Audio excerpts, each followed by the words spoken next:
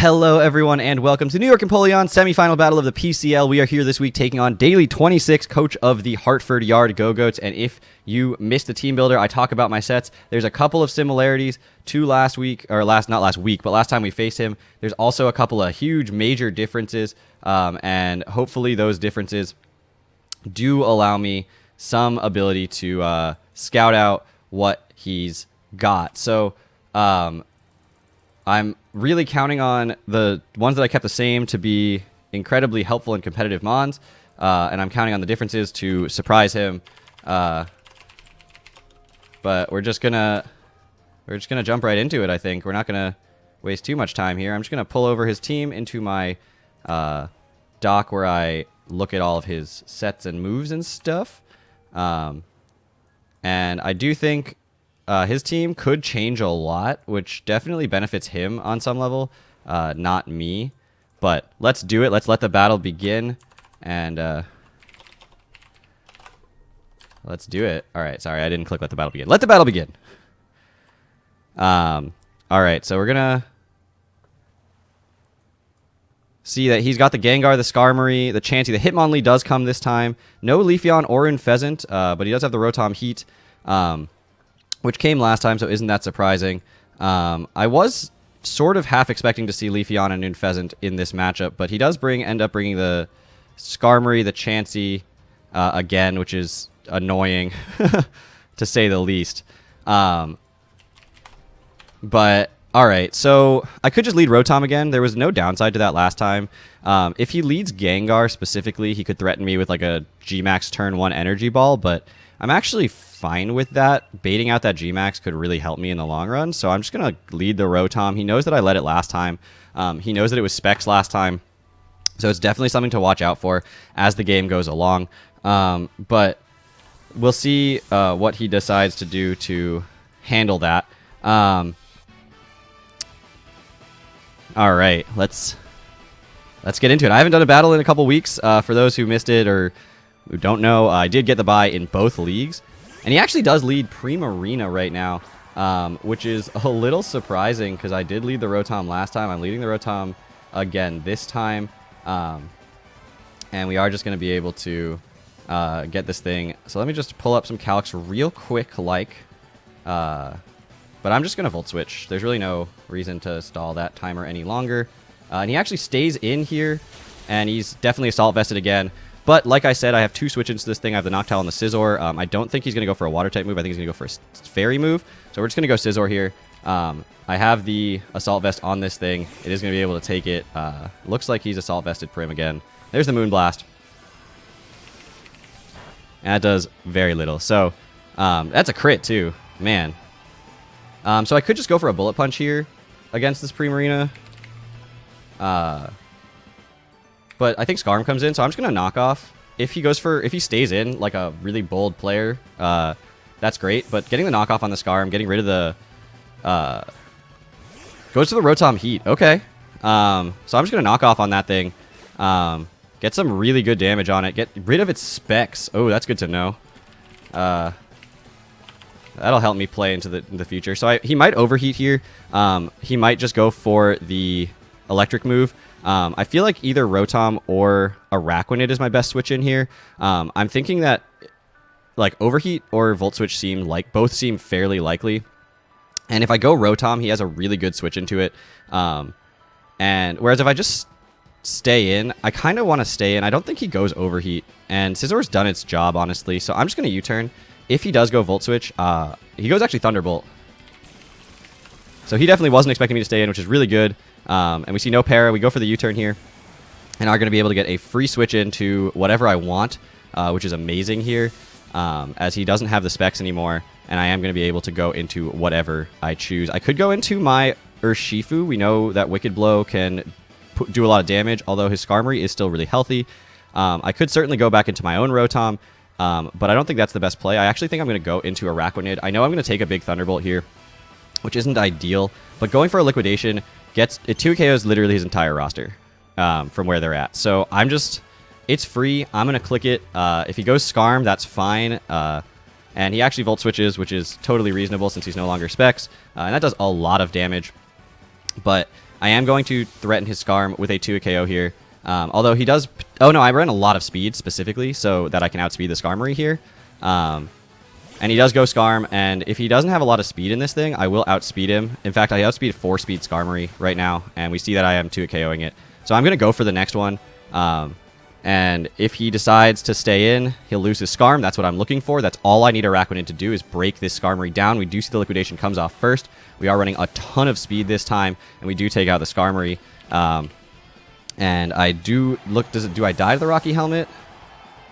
No, I don't quite die. We live. All right, so Araquanid kills Skarmory with Liquidation. And now he's got a question of what does he go into to outspeed the Araquanid, knowing that it outsped his Skarm here. And he knows the Rotom Heat outspeeds, so he definitely could just go into that, and he's going to do that, which is totally reasonable. I just click Liquidation. I let this thing go down at this point. There's no sense in saving it. And I do have plenty of answers. Now that the Skarm is gone, Scizor is looking so much better, as he does go for the Volt Switch here. So Rotom Heat is going to kill the Araquanid with Volt Switch. That's completely expected, honestly. But Araquanid did exactly what I needed it to do, which was outspeed and take out the Skarmory. That's a huge physical threat out of the way.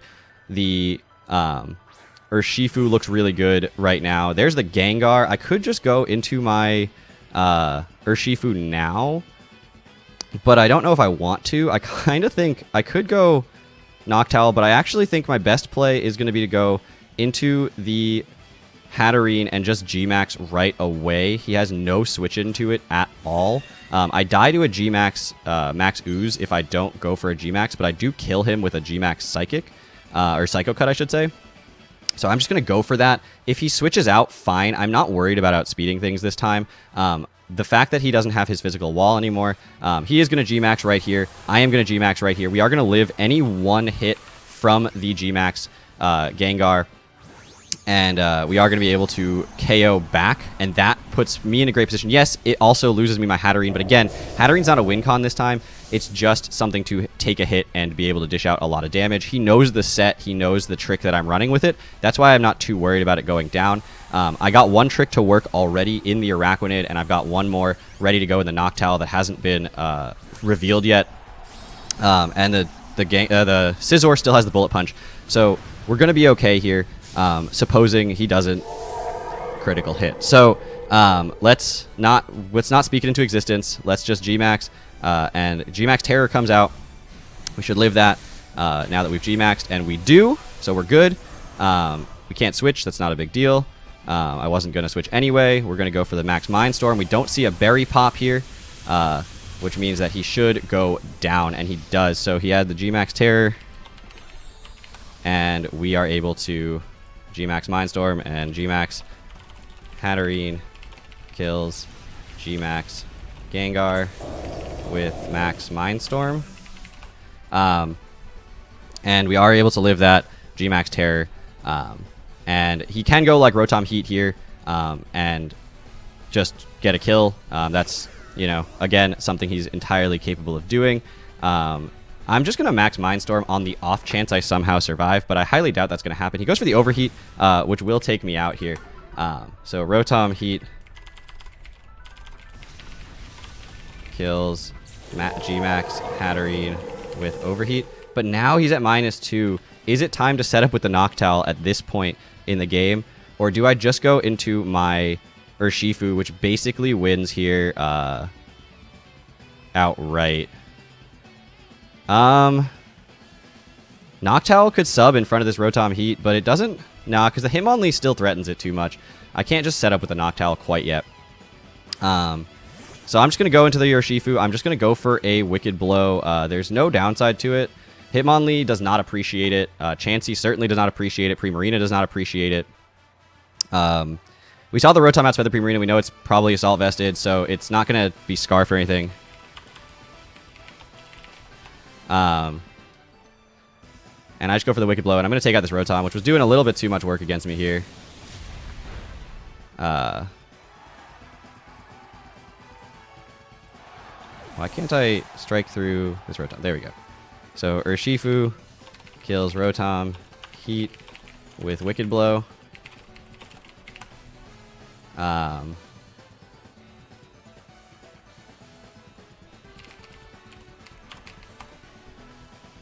now I'm a little worried about this Hitmonlee. But I think I'll be okay because I think I'll outspeed him first turn. Drain Punch puts him in range of Bullet Punch, although he could have Mach Punch. Unburden would be tough to break here, but I'm going to have to deal with it as I deal with it. So Fake Out comes out. Psychic Terrain. He forgot about the Psychic Terrain. Oh, no. And that means he doesn't get his item to pop, and we just get a free Drain Punch again here. He forgot about the Psychic Terrain. As he's going to go into Prim and just sack it. As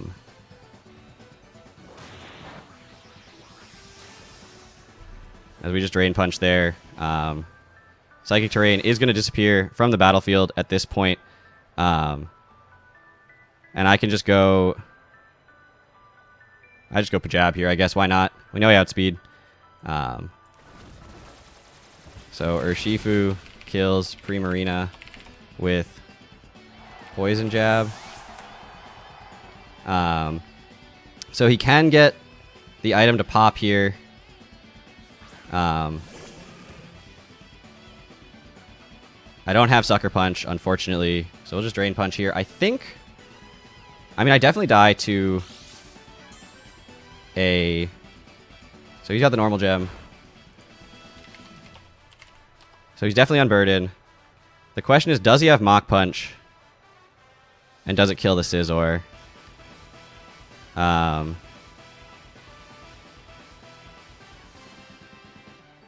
don't think it changes my play. I just Drain Punch here. There's a close combat. The fact that he didn't go for a Mach Punch here when I could have gone for a Sucker probably reveals he doesn't have it, but I don't know. Kills Urshifu with close combat. I mean, I've got no choice, right? It's my play. If I lose this game because this thing has the Mach Punch and it takes out my Scizor because I let it get into range of it, because I let it take an extra Thunderbolt, then that happens, but I'm hoping he doesn't have the Mach Punch. Hoping he doesn't have the Mach Punch here. That's all I can hope for. It probably kills. It's neutral.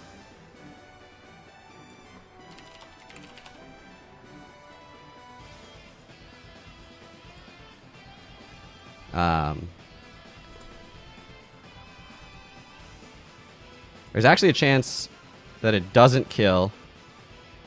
I'm at 58. It looks like max attack Mach Punch does max 43. So we are going to be able to take out... Ooh, that was a scary Hitmonlee set right there. But we are able to take it out. Kills Hitmonlee with Bullet Punch. And I can just knock off the Chansey. I live one Seismic Toss. And then I can Superpower. And I don't have to worry about it. Unfortunately, Noctowl, once again, doesn't get the opportunity to do anything here. But there's the Seismic Toss. We will live one. Eviolite gets knocked off. And we're just going to Superpower here, which should take out the Chansey from this range without the Eviolite, certainly.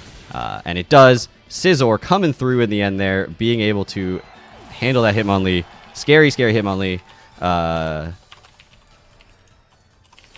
With Superpower. And we just took a 3-0 victory towards the finals en route.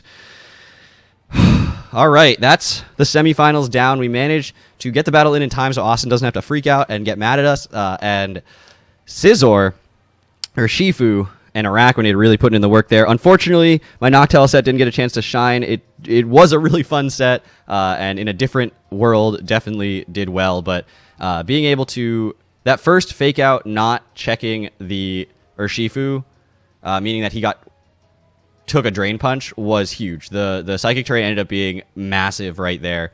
And if he hadn't gone Hitmonlee on some level, then I don't think I would have been able to kill things too fast.